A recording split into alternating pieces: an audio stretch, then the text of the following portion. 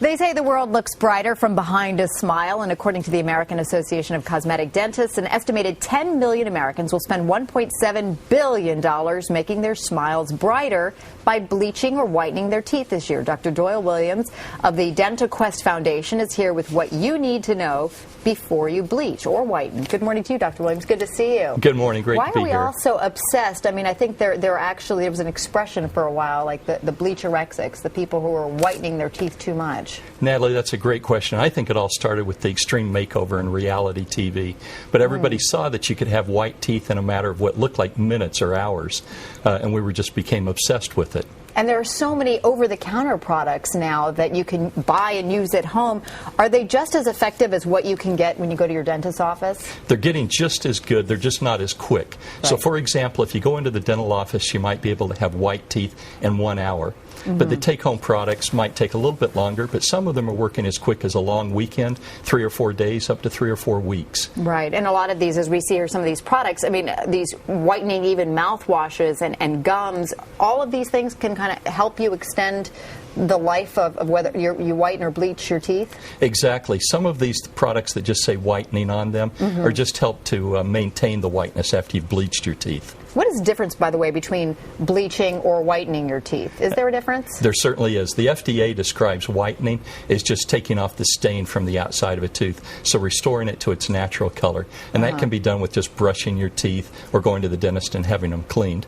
Whereas bleaching, we use a hydrogen peroxide, and we're actually going to lighten the tooth above its ability to naturally be white. Are all teeth created equal when it comes to whitening, or should some people stay away from it? It's not going to work for them. And definitely they're not created equal. And we've got some pictures that I think the audience is going to see that will show yellow and brown stains tend to whiten and brighten very well.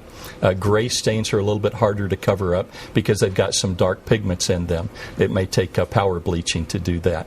As we get older, our teeth get thinner, the enamel does, and it's very hard to whiten a tooth with thin enamel. And what is the difference between teeth discoloration and teeth staining? So stain is something that's on the outside, like if we're smokers or coffee or tea, dark or drinks, wine. or wine. Those are the things that stain the tooth and can be scraped off. Whereas discoloration is the inside color of the tooth, the natural color.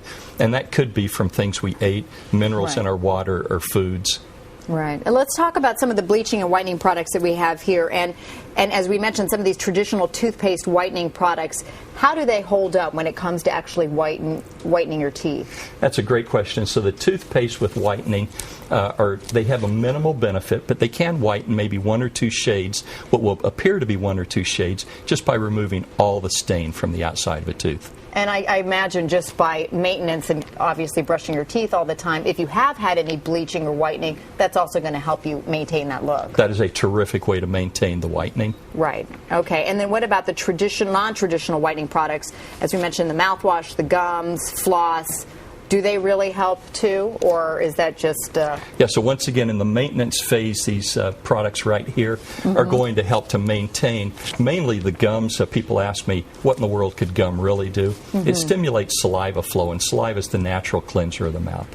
These products in the middle are the ones that really do the bleaching. Yeah. So these are your gels and your trays and your white strips, those kind of things. Right. And these have a hydrogen peroxide in them that is a bleaching agent at different concentrations. The lower the concentration, the longer it takes to bleach. Now, what about when you go to the dentist's office and you see the light technique that they use too, the blue light? Does that work? I mean, what is it about that technology that is different than what you get in the gels or the strips? And that's actually been introduced into one of these over-the-counter products that has its own little blue light in it.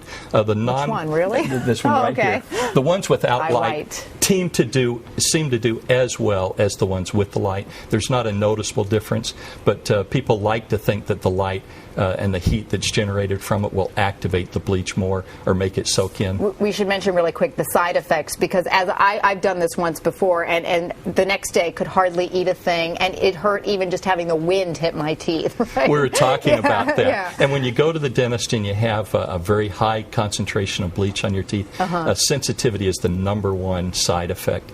The second one is that goes away with time, though, right? It certainly does. As your teeth remineralize, they get better and the sensitivity goes away. And then the second side effect is you can actually burn your gums. So people like to think, you know, if a little bit does a little good, a lot must do a lot of good. And we've got these bleachaholics who use a lot of bleach, and all the time they spill it over onto their gums. It can really do some damage. So you can really burn your gums. The important thing is we really have to follow manufacturer's directions. What about the enamel of your teeth? Does it do anything to that as well? I've heard people have cavities more over time. Is that true or not? It shouldn't be. So the enamel of a tooth is what is actually being bleached. And it's almost like frosting a piece of glass. But nature will take care of it, and it will remineralize, and that's why the whiteness tends to go away after a few months or a year. It's because the tooth is getting clear again, and you have to bleach it. All of these things, maintenance. Dr. Doyle Williams, thanks so much. Great to meet you. Thank you. Thank you.